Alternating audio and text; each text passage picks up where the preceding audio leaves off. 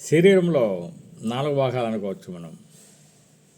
First శరీరము, మనస్సు, బుద్ధి, ఆత్మ. కానీ బుద్ధి ఆత్మ గురించి మన ఎడ్యుకేషన్లో ఎక్కడ ఎక్కువగా కనపడడం లేదు, వినపడడం లేదు. పోతే శరీరం మనస్సు గురించి చాలా డీటెయిల్డ్ స్టడీస్ జరిగాయి. కాబట్టి ముఖ్యంగా మనం ఇక్కడ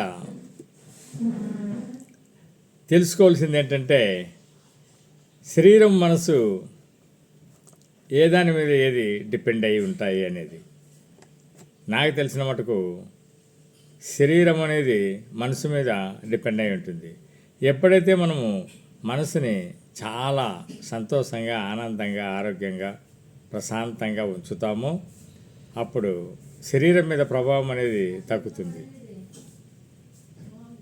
మనసు మీద ప్రభావం ఎలా ఉంటుంది అన్నప్పుడు మనందరికీ కొన్ని విషయాలు పట్టాభిరామ్ గారు, సైకాలజిస్ట్ గారు చాలా క్లియర్గా చెప్పారు. జ్ఞానేంద్రియాలు ప్రభావం అనేది మనసు మీద క్లియర్గా ఉంటుంది అన్నారు. అది మీ అందరికీ చాలా వరకు తెలుసు. జ్ఞానేంద్రియాలంటే ముక్కు, చెవులు, కన్నులు, చర్మము, నోరు. వీటిలో ఫర్ ఎగ్జాంపుల్ మనం కన్నులు తీసుకుందాం అనుకోండి. ఎగ్జాంపుల్ చెప్తున్నాను నేను. కన్నులో ఒకవేళ సినిమా చూస్తున్నప్పుడు మనము అక్కడ ఏ సన్నివేశాన్ని మనము గమనిస్తూ చూస్తున్నామో అవన్నీ కూడా మనకు మనసు మీద ప్రభావితం చేస్తాయి. గురువుగారికి ఒకసారి కౌన్సిలింగ్ వెళ్ళారు ఒక ఇంటికి. వెళ్తేనే ఆ ఇంట్లోకి ఎంటర్ అవుతూనే లెఫ్ట్ సైడ్ ఒక పోస్టరు, రైట్ సైడ్ ఒక పోస్టరు కనపడ్డాయి. ఇట్లా లెఫ్ట్ చూశాడు. చూస్తున్న ఆ పోస్టర్లో చాలా భయంకరంగా ఆ సీన్ ఉంది, ఆ పోస్టర్ ఉంది. ఒక చిన్న పాప కళ్ళల్లో నీళ్లు కారుతున్నాయి, ఏడుస్తోంది. భయంకరంగా చీకటి, దీపం కూడా లేదు. అలాంటి సన్నివేశం. రెండో పక్క చూస్తే దట్టమైన అడవి, అడవిలో విపరీతమైన భయంకరమైన జంతువులు తిరిగి కనపడితే తినేస్తాయేమో అన్నట్లున్నాయి. ముందర ఒక జింక పరిగెత్తుతుంది, వెనక ఒక సింహము జింకని వెంబడిస్తుంది. ఏ క్షణానైనా తింటుందేమో అన్నట్లుంది. ఇలాంటి పోస్టర్ చూడగానే పట్టాభిరామ్ సార్కి అప్పుడే అర్థమైంది కేసు ఏంటనేది. లోపల పోయాడు. పోతేనే రండి సార్, కూర్చోండి సార్ అన్నారు. ఓకే, కూర్చున్నాక ఏమ్మా మీ సమస్య ఏంటంటే, ఎక్కడున్నాం మాకు చాలా ఆనందంగానే బాగుంటున్నాము, సంతోషంగా ఉంటున్నాము, అదేదో హాల్లోకి వస్తేనే మాకు మానసిక వేదన ఎక్కువైపోతుంది అన్నది, ఆందోళన ఎక్కువైతుంది. అర్థమైంది. ఈ 2 పోస్టర్లు మీకు ఏమనిపిస్తుంది?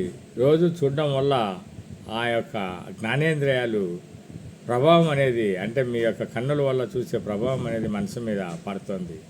పదే పదే చూస్తున్నారు కాబట్టి ఆ విధంగా మీరు అవుతుంది. ఇది అర్జెంటుగా తీసి వచ్చే వేరేటివి ఆహ్లాదకరమైనవి, సంతోషంగా ఉండేటివి పోస్టర్స్ కానీ ఇలా ఉంటాయి. మీ బర్త్డే కానీ, మ్యారేజ్ డేస్ కానీ, ఏదైనా ఆ పోస్టర్సు మీరు పెట్టుకున్నట్లయితే చాలా ఆనందంగా మీకు మీరే మారిపోతారని చెప్పింది. కౌన్సిలింగ్ కూడా అవసరం లేదండి దీనికి అనేసరికి వాళ్ళు చాలా సంతోషపడ్డారు. ఎస్, ఇప్పుడు మనము మనసుకు చికిత్స అవసరమా, మనసుకు చికిత్స ఉందా అని మనం క్వశ్చన్ అడిగినట్లయితే ఎస్ అనే చెప్పచ్చు. చాలామంది ఖచ్చితంగా చికిత్స ఉంది. ఎప్పుడు అంటే మనిషి జీవనశైలి మార్పులు సరిగా లేనప్పుడు చికిత్స అవసరమవుతుంది. అసలు జీవనశైలి అంటే ఏంటి, ఏమేమయ్యి తగినన్ని నిద్రపోతున్నారా, 7 to 8 hours అనేది చాలా చాలా ఇంపార్టెంట్. సింపుల్గా చెప్పుకుందాం. డైలీ క్రమం తప్పకుండా రోజు వ్యాయామం చేస్తున్నారా, ఎక్సర్సైజ్ చేస్తున్నారా అనేది వెరీ ఇంపార్టెంట్. బ్యాలెన్స్డ్ డైట్ ఉందా, 40% కార్బోహైడ్రేట్స్, తర్వాత ఖచ్చితంగా ఒక 30% ప్రోటీను, 30% ఫ్యాటు, ఒక 20 నుంచి 40 grams ఫైబరు, ఇంకా మిగిలిన అవైలబిలిటీ ఉండే ఫ్రూట్స్, కూరగాయలు, ఆకుకూరలు ఇవన్నీ కూడా రోజు తీసుకుంటున్నామా తరచు? తీసుకోకపోతే వచ్చే ప్రభావాలు ఏంటి? ధ్యానం రెగ్యులర్గా ఉండాలండి, 3 పూట్లు ఉండాలి. 15 మినిట్స్ సమాధాభ్యాసంలో మనం 3 సార్లు పొద్దున ధ్యానము, సాయంత్రం భోజనానికి ముందు 15 నిమిషాలు ధ్యానం చేసుకుంటే చాలు.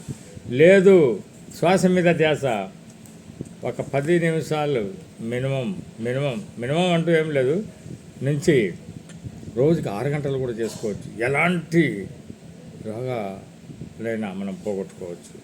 అంత అద్భుతమైందంటే అది. తర్వాత మనం హాయిగా చేసుకోవచ్చు. అది శ్వాస సంబంధమైన ప్రాబ్లమ్స్ తగ్గాలంటే ప్రాణాయామం చేసుకోవాలి. ప్రాణాయామాలు కూడా చాలా చాలా యోగాలో ఒక భాగం ఇప్పుడు ప్రతి ఒక్కరు కూడా చేస్తున్నారు. కుటుంబంతోనూ ఎక్కువ టైం గడపాలి, స్నేహితులతో ఎక్కువ టైం గడపాలి. అంతేకాదు గుడ్ కమ్యూనిటీస్లో ఉండాలి. మనం ఏ కమ్యూనిటీ పడితే ఆ కమ్యూనిటీతో ఉన్నామంటే వాళ్ళలాగే మనం తయారవుతాం. కాబట్టి అలాంటివి లేకోకుండా గుడ్ కమ్యూనిటీలో ఉండాలి. ఎప్పుడైతే ఇవి సరిగా లేకపోతాయో అప్పుడు మన మైండ్ మరి డిస్టర్బ్ అవుతుంది, డిజార్డర్ అవుతుంది. ఆ సింపుల్ ఏమైతే మనం తీసుకోలేదో దానికి సంబంధించిన మనసు మీద పడుతుంది, మనసు శరీరం మీద ఆ ప్రాబ్లం ఫోకస్ చేస్తుంది. కాబట్టి చాలా ఇబ్బంది కలిగేలాగా చిన్న చికిత్సతో చిన్న సింపుల్ మెథడ్స్తో మనం తగ్గించుకోవచ్చు. అవి ఏంటంటే కౌన్సిలింగ్ బారు సైకోథెరపీ. ఎందుకు వాడాలి అదంటే ఒత్తిడి కానీ, ఆందోళన కానీ, భయం కానీ, దుఃఖం కానీ సంబంధించిన వ్యాధులకు వాడాలి. అది ఎంత మీరితే మితంగా ఉన్నప్పుడైతే పర్వాలేదు, కానీ మితంగా నుంచి మీరితే ఈ యొక్క సంబంధమైన వ్యాధులు ఖచ్చితంగా శిక్షణ పొందిన డాక్టర్లతో కానీ, లేకుంటే ట్రైనర్స్తో కానీ, కన్సల్టెంట్ ఇంపార్టెంట్, కన్సల్టెంట్స్తో కలవాలి, అర్జెంటుగా కలవాలి. సైకోథెరపీ చేయించడము చాలా చాలా ఉత్తమమైందండి. మందులు కూడా అవసరమైతే కొన్ని మందులు వాడాల్సి వస్తుంది. డిప్రెషన్ కానీ, తీవ్రమైన ఆందోళన కానీ, ఒత్తిడి కానీ, భయం కానీ, దుఃఖం కానీ ఉన్నవారికి, బైపోలార్ డిజార్డర్ కాబట్టి ఖచ్చితంగా అంత మందులు వాడాలి. డాక్టర్ సజెషన్స్ వల్ల డాక్టర్ ఏమి ఇస్తారో ఆ మందులు తీసుకున్నాం. స్కైజోప్రేనియా వంటి పరిస్థితుల్లో సైకియాట్రిస్ట్తో మందులు ఇప్పించాలి. ఇలాగ చేసినట్లయితే అతి తక్కువ టైంలోనే ఖచ్చితంగా మనం నివారణ చేసుకోవచ్చండి. ఒత్తిడి నివారణ, పని, కుటుంబము లేదా ఆర్థిక పరిస్థితులు, ఆర్థిక ఒత్తిడి ఉన్నట్లయితే వాటిని తగ్గించే మార్గాలు చూసుకొని అవి మన మనసు మీద పడుకోకుండా, తీవ్రత కాకోకుండా ముందే వాటిని సరి చేసుకుంటే, సాల్వ్ చేసుకుంటే దీని నుంచి మనం బయటపడతామండి. ఇలాంటి వాటితో చిన్న దానిలతోనే మనం చక్కగా మన మనసుకు ఏదైనా కానీ చికిత్స చేసుకోవచ్చు. చికిత్స అయితే ఉంది, అది రాకుండా చూసుకోవడానికే ప్రయత్నం చేయాలి. వచ్చిందంటే మాత్రం కంపల్సరీ కౌన్సిలింగ్ చేయించుకోవాలా, సైకోథెరపీ చేసుకోవాలా. ఈ సింపుల్ మెడిసిన్ కూడా వాడితే ఖచ్చితంగా నయమవుతుంది. అందరూ కూడా హ్యాపీగా ఉంటారని, శారీరకంగా, మానసికంగా, మరి బుద్ధిపూర్వకంగా, ఆత్మపరంగా కూడా అంతా హ్యాపీగా ఉండి సమాజానికి మనకు కావాల్సిన సేవ చేస్తూ ఈ కుటుంబంతో గడుపుతూ అందరూ మరొకసారి సంతోషంగా ఉండాలని మనసావాస కర్మ కోరుకుంటూ లైక్ చేయడం, సబ్స్క్రైబ్ చేయడం మర్చిపోకండి మిత్రులారా. Thank you so much.